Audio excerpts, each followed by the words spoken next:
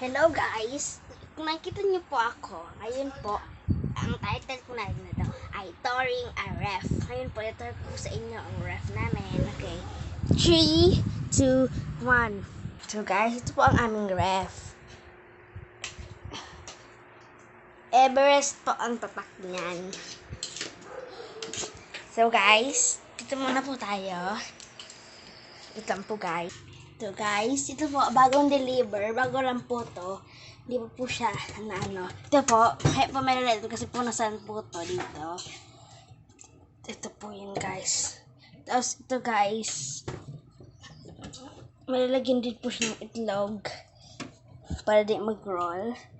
Yan po guys. Wala pong laman kasi bago pa lang po.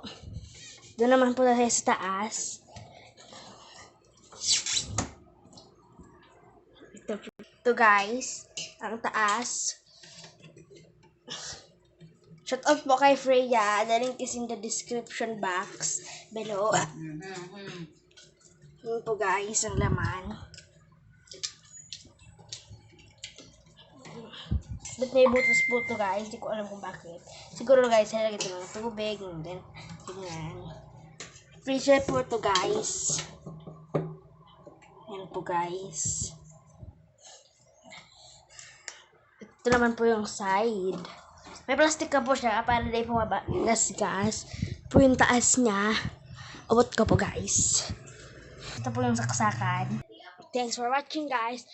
Don't forget to like, share, subscribe. Bye guys.